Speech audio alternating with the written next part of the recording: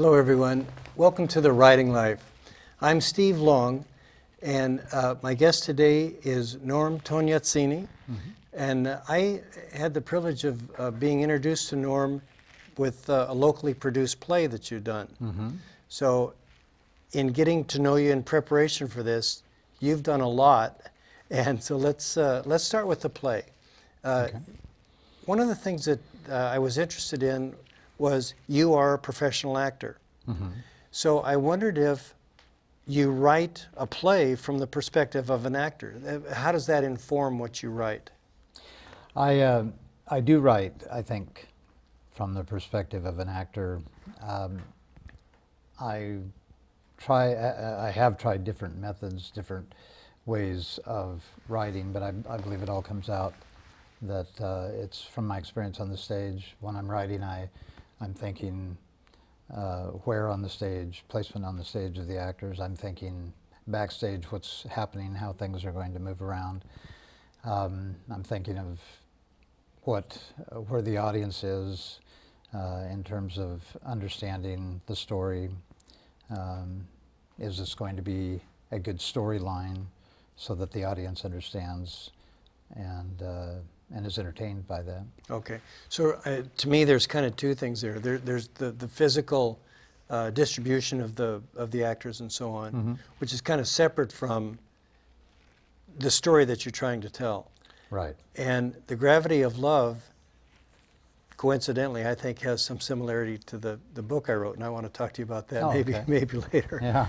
But I'd be happy to. yeah. So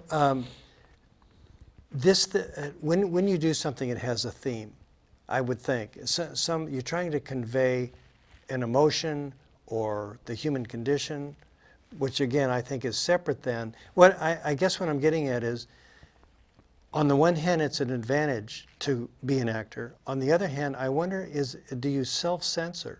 Are there things that if you weren't thinking about how are the actors going to do this, would you write something and then try to make it work? Or before you write it, having been an actor, do you say, nah, that's going to be too hard to convey, we'll go a different way? I think that's an advantage of being an actor and writing, is that you can use that as a filter. I do take myself out of that equation of being an actor and just write the story. Okay. And for instance, Gravity of Love, that's how it started out. It was the backstory of a novel I'd written that the novel didn't work out. And so I pulled the elements of that because the backstory was good fodder for a play format. It had the right characters in it, had the right elements of storytelling and so forth. So, and that was done without thinking at all about, the actor's point of view. Sure. It's interesting. I think where people always say, gee, where do you get your ideas? Where do stories come from? And I think about one of my favorite movies is Murphy's Romance. And I understand that was drawn from a paragraph of not more than a page obviously in a larger book. But there was something there that somebody recognized that as a springboard and then just took off from there. So in this case, go back 2 steps, Gravity of Love. Where did that idea come from?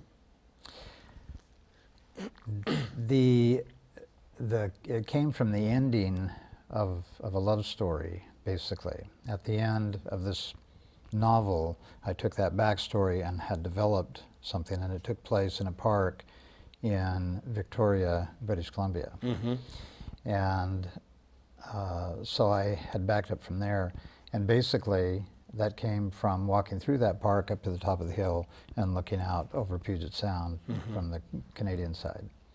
So, and then stepping backwards, I developed the story from there and started it at the beginning of, in Gravity of Love, with the character being in Canada and then going to the UK and being there and meeting that person that eventually he ends up with. Well, in the book, he ended up in Canada. In the play, he ended up in well, I can't remember where he ended up. I'm too far into my new play, I Yeah. guess. I don't know. Well, we're gonna get there. I have to say, when I read the title, and we went to the play, and it was terrific.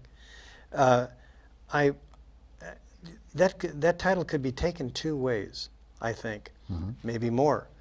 The gravity of love could be the seriousness of love, or it could be that the attraction is like gravity. It's an irresistible attraction. Right. Did you have a particular meaning? The latter. Yeah. And I didn't when I started. That just came out of, pulling people together, grounding people, and it worked that way, pulling these people together, the grounding of these people, because they're scattered, they're going off, they're dating, numerous people, they're traveling around, they're undecided, they have pretty much an immature outlook on life until finally they realize, okay, this is what it's all about. I understand myself, I like myself, now I'm ready for that commitment. So that is grounding and bringing together at the same time. And interesting enough, if I just have a second here. Sure. Someone, a couple walked out of one of the performances, and I was trying to be a fly on the wall, and I was listening to them, and he said, well, this has nothing to do with science. Oh my gosh. So, you can get in trouble that way, is that, gravity is a scientific concept as well, so. That's funny. A friend of mine is an artist, and a little bit surreal, but he had a showing, and a fella had come day after day to look at a particular painting. And when the show was over, and my friend James went to pick his paintings up, the guard said that somebody had come routinely to look at this thing and was upset because it was about suicide. Well, it wasn't. In the artist's mind, it wasn't about suicide at all. So when we write something, and I love, one of the things I love about writing is that nobody has to see it until you think you're done. Right. But when you think you're done and you turn it over, now it's no longer yours. And the interpretation of that work can be miles from what you had in mind, but it's just as valid. Yeah. So you're in the middle of a new play. Tell us a little bit about that. Does that bother you to talk about? I can talk a little bit about it. I don't want to get into the details of it, but it's totally different from the last two plays that I've written. The last two plays that I've written deal with first a teenage romance and then an adult romance. This deals with all the characters are dead, and famous dead people in a cemetery, and it is a complete comedy. So oh, that sounds it's, great. Yeah. Yes, it is. It's entertaining. I laugh every time I'm working on it. So hopefully that will translate to audience laughter and entertainment. So in a play, I'll start with a novel. In a novel, there's the quality of voice, and the character should have a distinct voice. Is that as important in a play? And the reason that I question that, or I just don't know, but the audience sees a person and they see that person speaking. Where when you're reading a book, really you've just got the marks on a page. What do you think? Does it need? And let me preface that just a little bit more. You have this variety of dead people, which sounds like a terrific premise. I read a short story one time where the success of the story depended on the character of voice, because it started out with a bunch of urns with human remains with ashes in them. The ambulance was in a wreck, and the ashes fell together. And so now when there's no physical characteristic, and so when the people speak, you have to be able to identify Susie or Jim or whoever just by the character, the voice. That would be daunting. That would be something.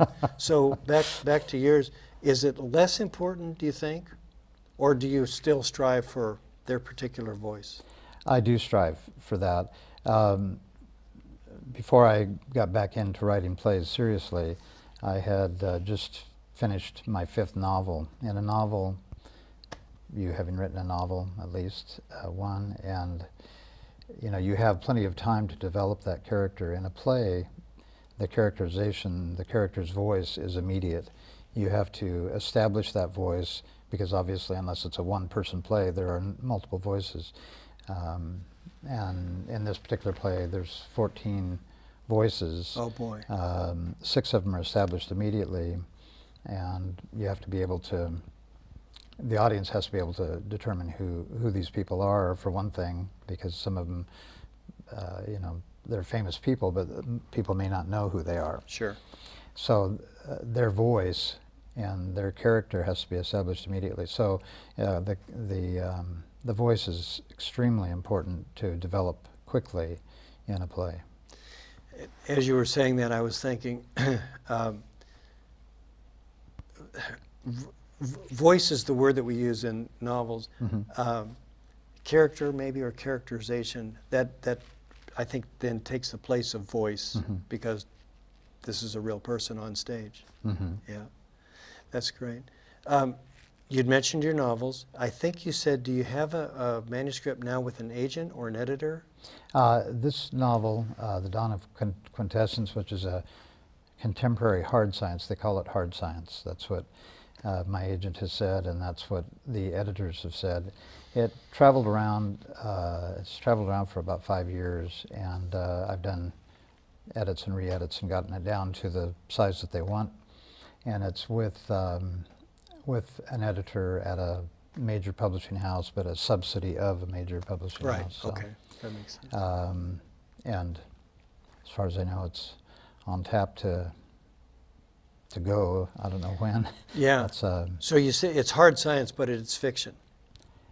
it's contemporary science fiction. Okay, Contemporary meaning it takes place in the now, and it deals with hard science, science that is being developed right now. so if somebody, I'm trying to think of the word, people like to challenge. They'll read something and think that they maybe Mhm. know a little bit more. This is verifiable today.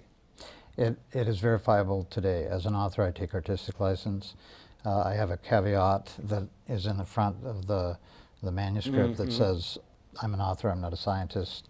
I've studied these concepts, but I take my liberties, and Yeah. As an author, you can do that. Sure. It's fun to be able to do that. I've got so many things to ask you, and we're going to run out of time, so let me at least ask Okay. you this. Before we got started here, you talked about writing after 60. Mhm. Explain that a little bit. Writing after 60. Well, for me, a lot of people can sit down when they're 19, 20. Carson McCullers, I think, wrote a bestseller when she was 20. Yeah. And we hate those people. by Yes, the we way. do, Yeah. because that's difficult. I wrote novels back then, and nothing came of them.